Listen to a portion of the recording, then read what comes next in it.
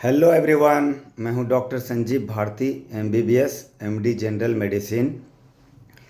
और आज इस वीडियो में मैं दो ऐसे दवा के बारे में बताऊंगा कि ये दो दवा अगर कोई भी आदमी खा ले तो उसको खून का कमी 99% केस में खून का कमी नहीं होगा, और अगर खून का कमी है तो वो पूरा हो जाएगा 3 से 4 महीना अगर कोई खा ले। लेकिन आज जो मेरा फोकस है ये है प्रेग्नेंट फीमेल के बारे में। जो महिला गर्भवती है और गर्भवती होने का जो टाइम है 3 महीना हो चुका है। 3 महीना तक जनरली क्या होता है, उल्टी वगैरह होते रहता है ना, 3 से 4 महीना तक। उस समय ये दवा देने से, खून बनने का दवा देने से कुछ कुछ महिला में जो उल्टी का और संभावना बढ़ जाता है, गैस होने लगता है। इसीलिए जनरली 3 से 4 महीना के बाद दिया जाता है और लास्ट तक दिया जाता है। प्रेगनेंसी कंप्लीट हो गया, डिलीवरी हो गया, डिलीवरी के बाद भी 3 4 महीना 6 महीना तक, क्योंकि डिलीवरी के टाइम में खून का लॉस भी होता है, चाहे नॉर्मल डिलीवरी हो चाहे सीजर से ऑपरेशन होके हो। और बॉडी में स्टोर करने के लिए आयरन हम लोग दवा देते हैं, जो भी डॉक्टर है।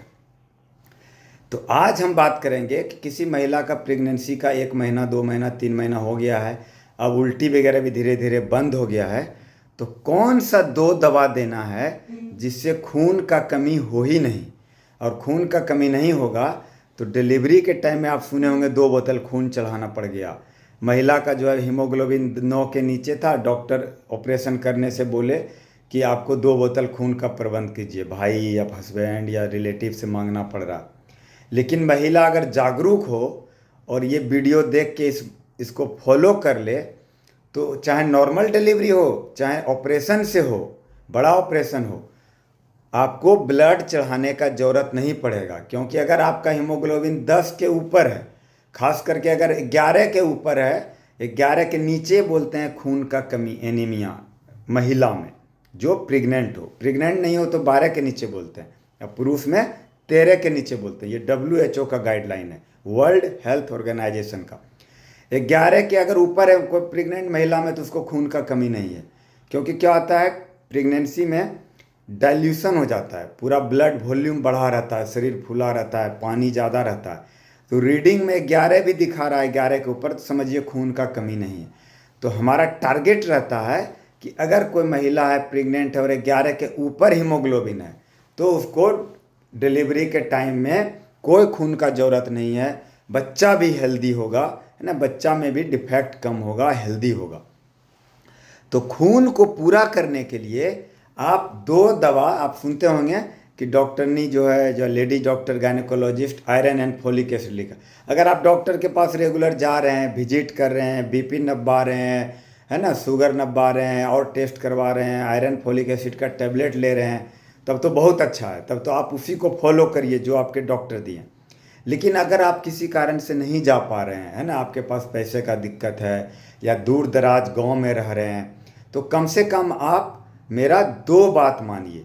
3 महीना अगर हो गया है प्रेगनेंसी का, या उससे पहले भी अगर आपको उल्टी वगैरह ज़्यादा नहीं हो रहा है, तो आपको दो दवा लेना है।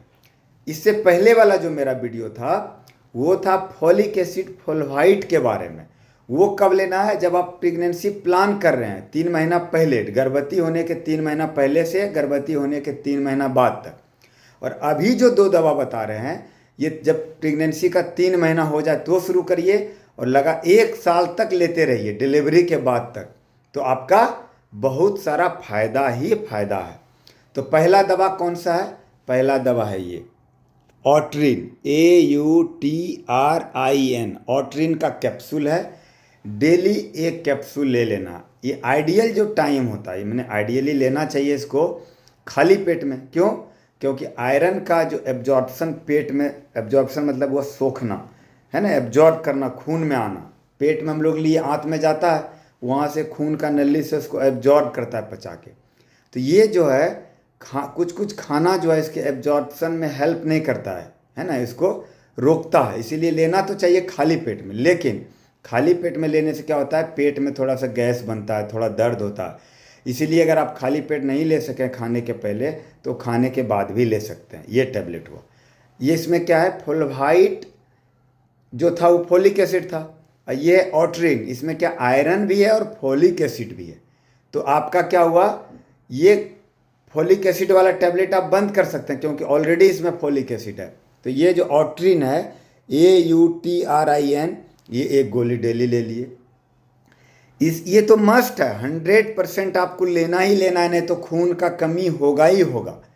लेकिन साथ में सेफ्टी के लिए हम लोग एक और दवा देते हैं कि अगर मान लीजिए किसी को विटामिन B12 का कमी है ना, क्योंकि एनीमिया प्रेगनेंसी में पता नहीं चलता है आयरन डिफिशियंसी है कि डायमॉर्फिक है।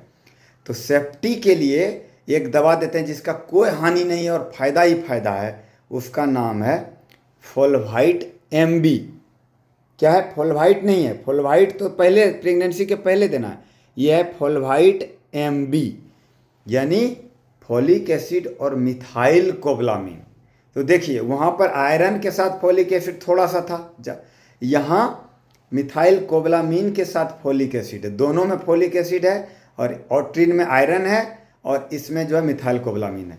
तो ये तीनों दवा अगर आप दे दीजिएगा तो लास्ट तक आप प्रेगनेंसी तक लेते रहिएगा तो आपका खून का कमी नहीं होगा, ये गारंटी है।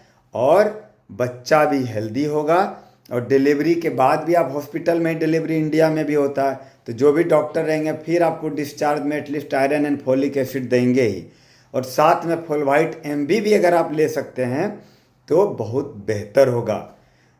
तो इसी तरह जो है, जैसे अभी तक मेरा वीडियो आप लोग शेयर करते रहें, देखते रहें, कमेंट करते रहें। आपको कुछ क्वेश्चन पूछना हो तो आप कमेंट हिंदी इंग्लिश में कर सकते हैं, जब टाइम मुझे मिलेगा तो हम ज़रूर रिप्लाई करेंगे। और इस वीडियो को ज़्यादा से ज़्यादा शेयर करिए ताकि जिसके घर में भी प्रेगनेंसी है या फ्यूचर में होने वाला है उसके घर में अवेयरनेस फैले, तो कम से कम ब्लड नहीं चढ़ाना पड़े, बिना मतलब का खून नहीं चढ़ाना पड़े, क्योंकि 200-400 रुपया पर महीना के खर्चा में अगर आपको ब्लड नहीं चढ़ाना पड़े। क्यों? क्योंकि ब्लड चढ़ाने का भी अपना बहुत सारा साइड इफ़ेक्ट होता है, क्योंकि ब्लड आप घर वाले, आपका ब्लड नहीं चढ़ता है। ये जो कंसेप्ट है घर वाला कि हम अपना खून दे देंगे, आप अपना खून देते हैं वो ब्लड बैंक में रह जाता है, किसी और आदमी का खून दिया जाता है मैच करके। तो ब्लड चढ़ाने का भी अपना साइड इफ़ेक्ट है। जब तक एकदम ज़रूरत नहीं हो, जान जाने का नौबत नहीं हो, तो ब्लड डॉक्टर नहीं चढ़ाते हैं, लेकिन जान बचाने के लिए चढ़ाना पड़ता है। इसीलिए हम ऐसा काम करें कि वो नौबत ही नहीं आए। मान लीजिए किसी का एक्सीडेंट हो गया, 2 लीटर ब्लड लॉस हो गया, तब तो जान बचाने के लिए हमको ब्लड चढ़ाना ही पड़ेगा, वहाँ पे जितना जल्दी हो चढ़ाइए। लेकिन जो बीमारी में हमको बिना ब्लड चढ़ाए काम चल सकता है, दवा से काम चल सकता है, तो क्यों उसके चक्कर में हम पड़ें कि ब्लड चढ़ाने का नौबत आ जाए। इसीलिए इस वीडियो को ज़्यादा से ज़्यादा शेयर करिए ताकि ज़्यादातर लोगों तक अवेयरनेस पहुँचे, लोग अपने डॉक्टर से कंसल्ट करें या कम से कम ये दवा स्टार्ट कर दें। Thank you so much.